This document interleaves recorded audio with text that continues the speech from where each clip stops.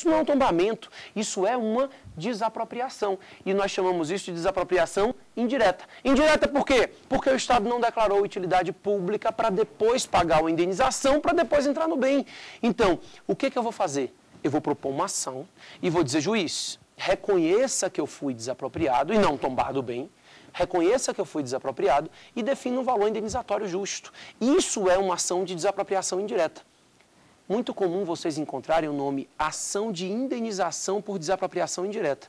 Corretíssimo, tá? A expressão ação de indenização por desapropriação indireta é corretíssima pelo simples fato de que nessa ação o proprietário pleiteia indenização. Mais nada. Ele não pode requerer o bem de volta, ele não pode dizer, ó, você tá vendo aquele bem lá que ele tombou? Tombou nada, me devolva. Ele não pode fazer isso. Ele vai dizer, ó, ele não me tombou. Ele, na verdade, desapropriou. E se ele desapropriou, eu quero que você reconheça que ele desapropriou e defina um valor indenizatório justo para que eu não saia prejudicado em benefício da coletividade inteira. Então, o raciocínio da desapropriação indireta é essa. É uma ação aqui já não proposta pelo expropriante, mas sim pelo expropriado. Por quê? Porque ele está pedindo o reconhecimento da desapropriação. Ele está pedindo ao judiciário que o judiciário reconheça que aconteceu uma desapropriação, porque isso não foi reconhecido pelo poder público, não houve uma declaração de utilidade, nem de interesse social. Então ele vai requerer que o judiciário reconheça a desapropriação e defina um valor indenizatório justo. Então, o raciocínio de desapropriação indireta é esse. É a ideia de que o Estado esbulha o bem sem respeitar as regras da desapropriação e, com isso, gera o poder de o particular requerer ao judiciário que declare a desapropriação e defina um valor indenizatório. Repito, desapropriação indireta gera ao proprietário esbulhado direito à indenização. Nada mais.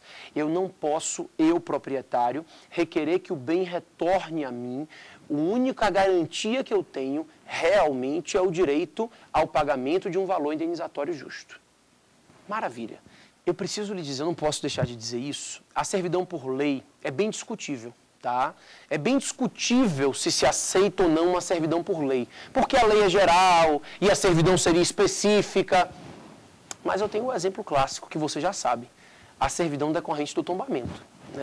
A servidão decorrente do tombamento não decorre nem de acordo nem de decisão judicial. Existe uma lei que estipulou que todo o terreno vizinho a bem tombado é sujeito a uma servidão. Então, majoritariamente, apesar de todas as críticas e discussões, se aceita assim uma servidão decorrente de lei, e o exemplo clássico seria esse exemplo da servidão decorrente do tombamento. O tombamento geraria uma servidão. Isso é uma lei que instituiu. Então, a gente teria o tombamento, a servidão decorrente de acordo com o particular, decorrente de decisão judicial e, sim, decorrente de lei. Pessoal, vamos conversar algumas coisinhas sobre a servidão. Primeira, se a servidão acabar causando um dano ao particular, gera direito à indenização. É isso mesmo que eu estou dizendo. Eu estou dizendo a vocês que se da servidão decorrer um dano ao proprietário do bem serviente, ele vai ter direito a requerer uma indenização. E você vai me dizer assim, então postergou, né? Prévia. Pode escrever isso aí. Prévia. A potencialidade de dano tem como ser aferida antes da servidão ser instituída. Então, se for instituir uma servidão que vai causar dano, tem que indenizar previamente. Então, há indenização se a servidão puder causar dano. Havendo dano, indenização prévia para se instituir servidão. Não tem discussão. E a servidão também tem caráter perpétuo. Chegamos novamente naquele ponto no qual eu digo a vocês, perpétuo não é eterno. Mas a ideia da servidão não é a ideia de que o Estado esteja necessitando temporariamente de utilizar um bem privado. Não é uma situação na qual o Estado precise, na prestação de um serviço público, nesse momento do bem privado. Não é isso. A servidão, ela existe quando o particular precisa, o poder público, precisa daquele bem do particular, a priori, permanentemente. Ou seja, a ideia é da prestação de um serviço permanente. E o Estado vai prestar esse serviço por meio daquele bem. Isso não é uma situação temporária, não é uma situação episódica, é uma situação permanente. A servidão tem caráter permanente. Eu estou dizendo a vocês que não pode ser desfeito, que é eterno? Não estou dizendo isso. Eu estou dizendo só que ela não é instituída por prazo determinado, que ela não é instituída com um tempo específico de utilização. Ela é instituída para durar o tempo que for necessário, permanentemente. Acerca disso, vale a pena a gente conversar uma coisa. A doutrina aponta as hipóteses de extinção do ato de servidão. Tá? Ela diz assim, ó, a servidão é permanente, tá? Isso a gente já botou aí bonitinho. Mas, como eu já disse a vocês, permanente, perpétuo e eterno não são a mesma coisa. Então, eu posso desfazer a servidão? Eu posso extinguir a servidão? Claro! Claro que eu posso extinguir a servidão. Eu posso extinguir a servidão por interesse público. Não tem mais interesse público no bem. Eu posso extinguir a servidão porque o bem desapareceu, né? Eu coloquei lá no muro, o muro caiu, não vai ter mais muro, agora é uma cerca de arame, ponto. Então, é possível que a servidão se extinga por desaparecimento do bem. E o mais interessante, eu tinha dito a vocês, a servidão pode se extinguir por interesse público, né? Então eu não vou mais usar um poste aqui no seu terreno, porque agora eu estou moderno, eu uso fio de fibra ótica que passa por debaixo da terra, não preciso mais. A servidão pode se extinguir pelo desaparecimento do bem serviente. E o mais interessante, a servidão pode se extinguir pela aquisição do bem pelo poder público. Ou seja, se o poder público adquire o bem, deixa de haver servidão, porque a servidão é direito real na coisa alheia, né? Então, no momento em que o poder público adquire o bem, ocorre o que a gente chama de consolidação. Então, não é mais uma servidão, e sim o Estado usando o bem público na prestação de um serviço público. É um bem público afetado, e ponto final. Ou seja, para que haja servidão, o bem tem que estar na mão de outro ente. O ente público tem que estar instituindo a servidão sobre um bem que não é dele. Porque se for dele, pessoal, não há servidão. É ele usando o bem dele no interesse coletivo. É simplesmente a utilização de um bem público no interesse público. Para que, ou seja, essa aquisição do bem pelo poder público dominante gera a extinção da servidão. Isso é interessante. De vez em quando eles perguntam para a gente, de vez em quando a gente encontra isso e não consegue enxergar de forma clara que os efeitos da servidão se mantêm, ou seja, o bem vai continuar prestando serviço e tudo mais, mas a servidão em si desfez. Desfez porque não há mais direito real na coisa alheia, mas sim a utilização pública do bem público. Tranquilo? Deixa eu falar uma coisa para vocês. Não vou aprofundar muito nisso aqui não, porque não é a intenção da nossa aula, mas eu quero conversar com vocês que a gente está tendo uma discussão muito grande acerca da possibilidade de servidão por empresas de telefonia. Né, aquelas servidões para antenas de transmissão, antenas de telefonia. Então, chega lá a Oi, a Vivo, a Embratel e coloca um monte de antenas de telefonia no terreno por meio de uma servidão. Pessoal, isso é bem discutível, tá? Essa possibilidade de uma empresa concessionária de serviço público instituir a servidão é bem discutível. Discutível assim, ó, a meu ver, inconstitucional, ilegal.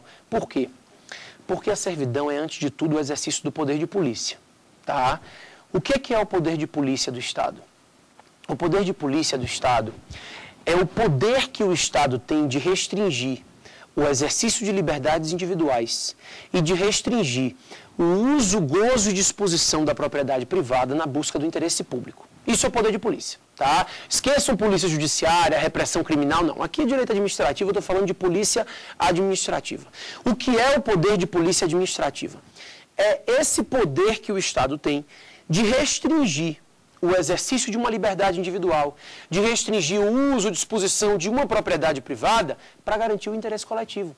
Então, toda vez que o Estado precisar, para garantir o interesse público, de restringir o interesse de um particular, de restringir a propriedade de um particular, ele vai estar exercendo o poder de polícia. Então, por exemplo, você quer sair daqui de sua casa e pegar todos os sinais verdes e chegar em casa daqui a 1 minuto, mas não pode.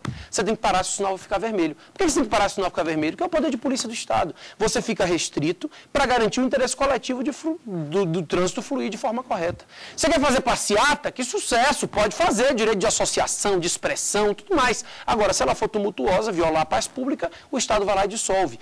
Então, toda vez que o seu direito ultrapassar o interesse coletivo, o Estado vai lá e adequa. Isso é o poder de polícia. E a servidão nada mais é do que isso. O exercício do poder de polícia do Estado, que utiliza de um bem público no interesse coletivo.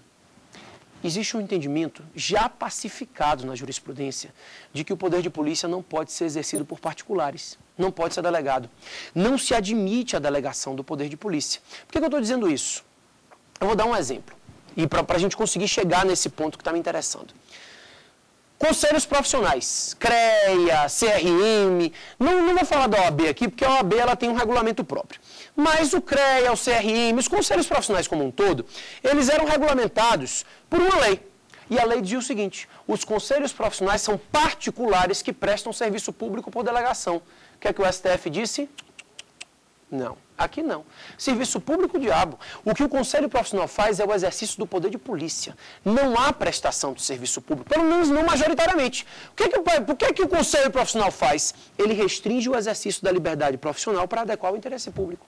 Então, por exemplo, você é médico, mas se você simplesmente vai fazer a cirurgia numa pessoa, tira o nariz dela e bota na testa, essa pessoa reclama ao Conselho Regional de Medicina e ele faz o quê? Suspende. Você fica impedido de clinicar. Ele vai estar simplesmente restringindo o exercício da sua liberdade para garantir o interesse coletivo. Então, a sua liberdade profissional fica restrita para adequar ela ao interesse público. Então, aqui em Brasília, um rapaz, há um ano atrás, eu acho, um rapaz foi no dentista. Eu me lembro, ele foi no dentista arrancar um dente, o dentista arrancou todos. Ele voltou para cá sem um dente. Isso ficou bem famoso aqui no Brasil inteiro isso. Aí o que acontece? A família recorreu ao Conselho Regional de Odontologia. O que o Conselho fez? Suspendeu o sujeito de clinicar. E isso é o quê? Restrição ao exercício da liberdade profissional. É impedir o exercício da liberdade profissional dele para evitar que ele deixe todo mundo banguelo. Né? Então, para garantia do interesse coletivo, eu gero uma restrição ao interesse público. Desculpa, ao contrário. Para garantia do interesse público, eu gero uma restrição ao interesse privado. Isso é poder de polícia. E é o que o Conselho Profissional faz. E aí o STF disse o quê? Se o Conselho Profissional exerce poder de polícia, ele não é particular. Ele é autarquia. E ele é autarquia pelo simples fato de que o poder de polícia não pode ser exercido por particulares. Eu fecho o poder de polícia não pode ser exercido por particulares a aula. Porque se eu fechar isso aqui, na aula seguinte eu consigo encaminhar com você para você me dizer se é possível que uma servidão seja instituída por uma empresa privada, ainda que concessionária de serviço. A princípio, você vai fechar o seu caderno dizendo assim, ó, o poder de polícia do Estado não pode ser exercido por particulares. É assim que eu quero que você feche. Na aula seguinte a gente retoma isso de uma forma bem bacana. Tranquilo? Pessoal, não posso acabar a aula só assim. Quero conversar com vocês algumas coisinhas. Pessoal, então, você botou no seu caderno aí. Não pode haver exercício de poder de polícia por particulares.